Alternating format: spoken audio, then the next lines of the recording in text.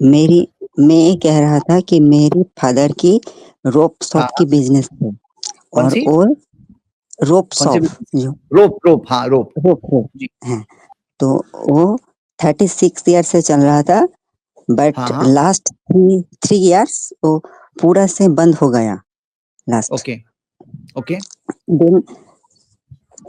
15 अप्रैल को मैं और मेरे फादर मिलकर फिर से वो शॉप को रीस्टार्ट किया, अल्हम्दुलिल्लाह। हम्म, जी बट अब क्या है कि उस मार्केट में जब मेरे फादर थे तब और कोई नहीं थे, बस एक ही और शॉप थे। लेकिन जी अब क्या हो रहा है कि उस मार्केट में बहुत सारे रोप शॉप हो गई है और हम्म दो बहुत ही बड़ी शॉप है होलसेल, और हमसे बड़ी, मतलब उस मार्केट में छोड़ने के हमसे बड़ी अभी के लिए वो 14 के आसपास शॉप है।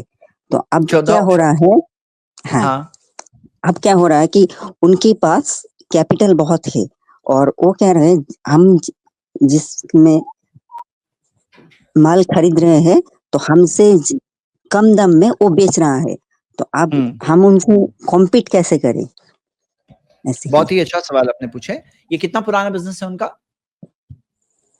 36 ईयर्स पुराना। माशाल्लाह। और अभी वो बिजनेस में आप भी कर रहे हैं, वही रन कर रहे हैं? जी, मैं भी अभी थोड़ा-थोड़ा से जुड़ रहा हूँ बिज़नेस में। ओके।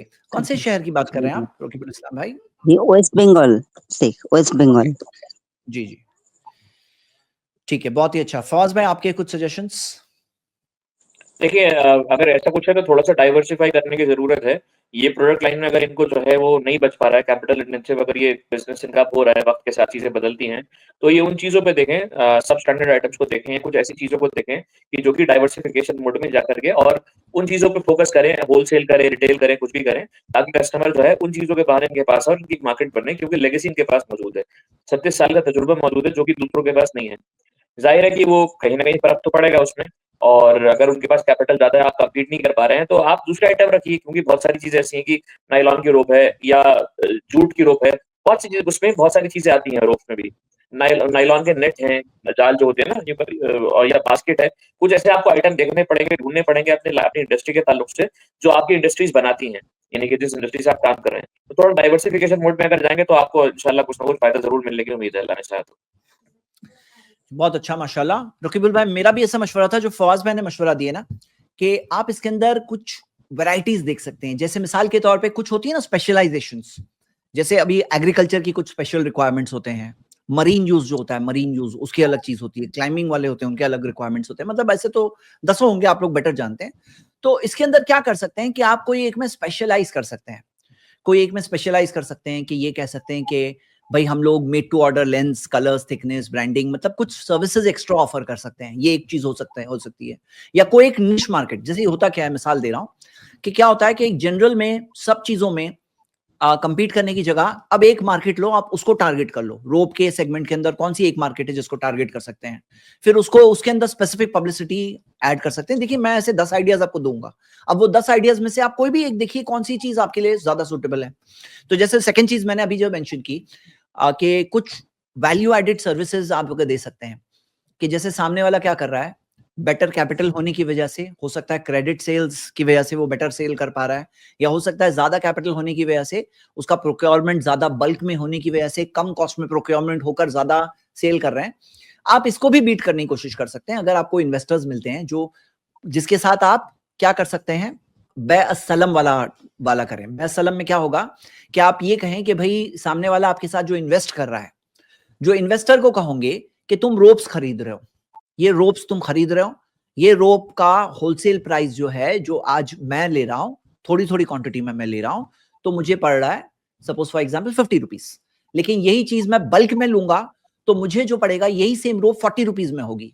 तो मैं कहता हूं मेरे लेने की जगह आप ये ले लो, जो 10 रुपए का प्रॉफिट हुआ इसके अंदर बेटर क्वांटिटी में लेने से, तो 5 रुपया प्रॉफिट आपका, 5 रुपया प्रॉफिट मेरा, 5 रुपया आपका, 5 रुपया मेरा। तो ये प्रोडक्ट के अंदर पार्टनरशिप आप दे रहे हैं। या सेकंड ऑप्शन क्या है, आपने कहा कि ये इतनी रोप्स आपने खरीद लिया, अब मैं आपसे आपके लिए आपकी तरफ से बेच के दूंगा, आपको 45 रुपीज में बेच के दूंगा, और 5 रुपया मेरा प्रॉफिट होगा, 45 रुपीज का आपका प्रॉफिट होगा। तो यानी इस तरह से आप पार्टनरशिप भी ऑफर कर सकते हैं, जो मुदारबा मॉडल है वो भी ऑफर कर सकते हैं या बेस्ट सलम मॉडल भी ऑफर कर सकते हैं। दोनों मॉडल्स मैंने अपनी इन्वेस्टमेंट रिलेटेड वीडियोस में एक्सप्लेन किया, आप जाके और भी डिटेल में देख सकते हैं। मतलब क्या है कि जो कैपिटल की शॉर्टेज यहां है ना, उसकी वजह से एक अच्छा फ्रेंडली इन्वेस्टमेंट मॉडल ला करके कुछ इन्वेस्टर को ला सकते हो। एक आइडिया सजेशन दे रहा हूं, मैं नहीं कह रहा हूं कि ये करो, आप देखो आपके लिए क्या सूटेबल है। तो तीसरी चीज जो हो सकती है वैल्यू एडेड सर्विस, जो मैं सेकंड नंबर पे बोला था। थर्ड नंबर इन्वेस्टमेंट हो गया। तो वैल्यू एडेड सर्विस में देखो क्या कर सकते हो, कस्टमर की क्या नीड है, क्या क्या चीज चाहिए। मान लो मिसाल के तौर पर लोगों को खास कभी कभार पैकेजिंग चाहिए होती है, कभी कभार कुछ लेबलिंग करके चाहिए, कभी कभार ऐसा होता है कि कोई सर्विस होती है, कटिंग, साइज, कोई कॉइलिंग, क्या हो सकता है। देखो कस्टमर नीड समझ करके आप कोई कस्टमर को वैल्यू एडेड सर्विस ऐड करके अपने आप को और कॉम्पिटिटिव बना रहे हैं मार्केट में। याद रखो कंपटीशन जो है ना, आपने कहा इतनी इतनी दुकानें हो गई, इससे ज्यादा कस्टमर्स भी अट्रैक्ट होते हैं।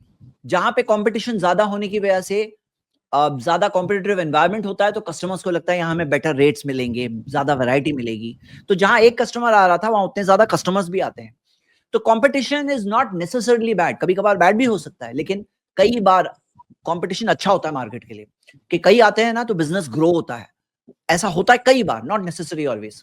और ये कहूंगा कि अभी आप न्यू जनरेशन दिख रहे हो, तो आप अपने तौर पर आजकल के हिसाब से क्या चीज देख सकते हो। ई कॉमर्स की वेबसाइट्स पर इंडिया मार्ट है, हाँ फ्लिपकार्ट है, अमेजोन में जाकर वहां पे लिस्टिंग करो प्रोडक्ट्स की। और कभी खास तौर से अपनी कोई वेबसाइट आप बना सकते हो। आजकल तो बहुत ही कम 2-3 हजार में वेबसाइट बन जाती है। खुद के बैठ करके बनाओ तो फ्री वाली वेबसाइट तो ऐसे भी बन सकती है, लेकिन खुद के डोमेन नेम होस्टिंग के साथ भी 3,000 रुपए में बन जाती है। बैठ के क्लिक करो, विक्स वगैरह जो है उसमें फ्री में वेबसाइट्स बन जा, फ्री में नहीं यानी लो कॉस्ट में वेबसाइट्स बन जाती है। फिर आप देख सकते हो कि जैसे व्हाट्सएप पे कैटलॉग अपलोड करो, अपने कस्टमर्स को क्या आप दे सकते हैं, हाँ। और जैसे फ्री डिलीवरी है, वहां से ऑर्डर करें। आप सर्विस दे रहे हो कि फोटोग्राफ्स लेकर आपने गुड क्वालिटी की अपलोड करके रखा है। कई बार लोगों के पास टाइम नहीं होता है कि जाके मार्केट में शॉपिंग करें, तो आपके इतने साल के जो कस्टमर्स हैं वो लोग आपको जानते हैं। आप उनको बता सकते हो कि अभी हमने एक नई सर्विस ऑफर की है कि आप हमारी फोटोग्राफ्स वगैरह देख करके ऑनलाइन ऑर्डर करेंगे, हम आपके इसको फुलफिल करेंगे। आपके पास क्या एज है, आप पुराने हो मार्केट में, जब आप इतने साल पुराने हो तो आप उस चीज को यूज कर सकते हो कि हम इतने साल पुराने। देखो नए पर्सन पे कोई इतना जल्दी नहीं भरोसा करता है। जब आप पुराने हो बिजनेस में तो आप उस चीज को यूज करके एक नई मार्केट में एंटर हो सकते हो, ऑनलाइन शॉपिंग वाली मार्केट। कितने लोग ऑनलाइन ही ऑर्डर कर रहे हैं, तो आप उसके अंदर ट्रस्ट फैक्टर जो आपके पास है ना, कि लोग सोच रहे हैं कि भाई ये जब बिजनेस में 36 ईयर्स से बैठे हैं, तो 36 ईयर्स का रेपुटेशन ऐसे कोई खराब नहीं करेगा छोटे मोटे फायदे के लिए। लेकिन कोई नया आया है, वो हो सकता है थोड़े पैसे कमाने के लिए मेरा ऑर्डर खराब कर देगा या मुझे ऐसे ही कुछ बैड प्रोडक्ट दे देगा। तो आप अपने उस पुराने रेपुटेशन को यूज करके ऑनलाइन बिजनेस को लॉन्च कर सकते हैं। ये मैं आपको क्यों बोल रहा हूं, क्योंकि आप न्यू जनरेशन हमसे बात कर रहे हो यहाँ पर। और क्या अभी न्यू जनरेशन की जब बात हो रही है, तो अभी न्यू चीजें क्या क्या इनोवेशन आ रहे हैं। जैसे अभी आजकल जो चीज बहुत ज्यादा लोग कॉन्शियस होते आ रहे हैं वो इको फ्रेंडली। तो क्या अभी आपकी रोप्स इंडस्ट्री में भी ऐसा है इको फ्रेंडली, जैसे रिसाइकल्ड होता है, रिसाइकल्ड प्लास्टिक, हाँ, या नेचुरल फाइबर। तो नेचुरल फाइबर ऐसी चीजों में लोगों को इंटरेस्ट होता है। वैसे टाइप की ब्रांडिंग करनी पड़ती है। भाई आपको पता है कि ऑर्गेनिक इंडस्ट्री क्या है, और ब्रांडिंग है। वही पुराना जो खाना होता था, वही जो चीज को जब वो लोग कर रहे हैं ऑर्गेनिक करके, उसकी ब्रांड, उसकी एक चीज बनी है। तो इको फ्रेंडली के नाम में आप देख सकते हो कि कौन से प्रोडक्ट्स आप ऐसे ला सकते हो। देखो मार्केट में सोर्सिंग आपकी कौन सी अच्छी हो सकती है, आप कौन सी चीज को ला करके अपने तौर पर स्पेशलिस्ट बन के पेश करो। क्या होता है, आप एक चीज में शाइन आउट हो जाओगे ना, शाइन आउट। कस्टमर एक बार आपके पास आया तो अपने 10 रिक्वायरमेंट आपसे ही लेगा। आपको चाहिए एक चीज से अट्रैक्ट कर दो उसको। एक कौन सी ऐसी यूनिक चीज है जो कंटिन्यूसली आप ला सकते हो, कौन सी ऐसी चीज है जो चलने वाली नई चीज, जो जिसके लिए आप माने और जाने जाओ कि ये इन्होंने मार्केट में सबसे पहले इंट्रोड्यूस किया, इनोवेट किया। इनोवेशन की तरफ जाओ। हाँ, रिलीजन में इनोवेशन नहीं कर सकते, लेकिन बिजनेस में तो इनोवेशन करना चाहिए। बल्कि कौन सा इनोवेशन चलता है, और क्या कर सकते हैं। और करने में एक और चीज जो आप कर सकते हो वो है पार्टनरशिप। कि जैसे मिसाल के तौर पर किसका बहुत बड़ा रिक्वायरमेंट होता है, रोप्स का किसका रिक्वायरमेंट होता है मुझे नहीं मालूम। हो सकता है कंस्ट्रक्शन इंडस्ट्री का होता हो सकता है जो जैसे जो एडवेंचर वाले लोग होते हैं जिनको हो सकता है क्लाइंबिंग के लिए रिक्वायर्ड हो। आई डोंट नो किसका कितना रिक्वायर्ड है। या कुछ जैसे ऐसी चीजें होती है B2B ऑर्डर्स होते हैं।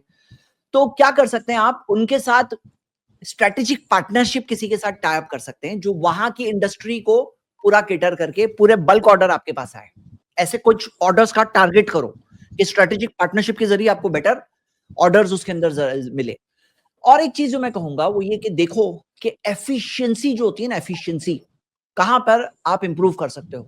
कहने जैसे मिसाल के तौर पे इन्वेंट्री जो है वो रिक्वायरमेंट के हिसाब से मैं तो ये कहूंगा कि भाई सब लोगों को यही कहता हूँ कि आज के ज़माने में जब आप रहते हो तो डिजिटलाइज़ जब ज़माना है, इसके अंदर ज़रूरी होता है कि आप अपने आप को एक नए जो इन्वेंटरी बेस्ड सॉफ्टवेयर जो आ गई आजकल और ऑनलाइन ज़ोहो वगैरह सब सारे जो अवेलेबल है, टैली के अंदर भी इन्वेंटरी है, सबके अंदर इन्वेंटरी अवेलेबल होता है। तो इन्वेंटरी के साथ में क्या होता है कि कई बार ऐसी चीज़ होती है जो रिक्वायरमेंट होता है, लेकिन रिक्वायरमेंट के टाइप पे स्टॉक पे नहीं है। जब चाहिए पर कस्टमर है तभी स्टॉक में नहीं है। और कुछ चीजें होती है ना जो रिक्वायरमेंट नहीं है, बहुत ज्यादा स्टॉक में भर भर के रखे, वहां पे कैपिटल ब्लॉक करके रखे। इससे क्या होता है कि आप कम कैपिटल में ज्यादा एफिशिएंट परफॉर्मेंस कर सकते हैं अगर आपका इन्वेंट्री मैनेजमेंट सही हो जाए। अब ये हो सकता है आपके लिए रिक्वायरमेंट हो, तो आप देख सकते हो कि भाई एफिशिएंसी ऑपरेशंस की कैसे हो। जैसे अब अपना सॉफ्टवेयर इंस्टॉल करो, डिजिटलाइज करो। भाई मॉडर्न जमाने के ना रहते हैं लोग, पुराने जमाने के हिसाब से उसी जमाने के हिसाब से रह रहे होते हैं, इनोवेशन नहीं होता है। एक और चीज जो बहुत जरूरी है, आपके पुराने कस्टमर से फीडबैक तलब करो कि भाई हम लोग ये चीज कर रहे हैं, आपका फीडबैक मुझे चाहिए। हाँ, पुराने कस्टमर्स से आपको रिव्यूज चाहिए, गूगल में रिव्यूज चाहिए, पुराने कस्टमर्स रिव्यू दे आपके बारे में, बोले आपसे हमारा पुराना रिलेशन, आप हमें रिव्यू दीजिए। और कभी कभार ऐसा होता है ना, कुछ लोग पुराना बिजनेस कर रहे होते हैं लेकिन बहुत सारे पुराने कस्टमर से रिलेशनशिप्स नहीं होते हैं, क्योंकि कैसे होते हैं ना, अपने ही काम में अंदर रहते हैं, जरा भी रिलेशनशिप बिल्डिंग नहीं होती। तो रिलेशनशिप बिल्डिंग के जो मेथड्स होते हैं ना कस्टमर से रिलेशनशिप, ये बहुत जरूरी है। आपको पता है इंडोनेशिया मलेशिया में कोई आर्मी नहीं गई थी, वहां पे मुस्लिम बिजनेसमैन गए थे, और वहां पे सबसे ज्यादा मुसलमान जो दुनिया में है वो इंडोनेशिया में है। तो ये ताजिर जो होते थे ना, वो बिजनेस के साथ साथ रिलेशनशिप्स भी बिल्ड करते थे, बताते थे लोगों को, साथ में बैठे थे, दीन की दावत भी दे देते थे।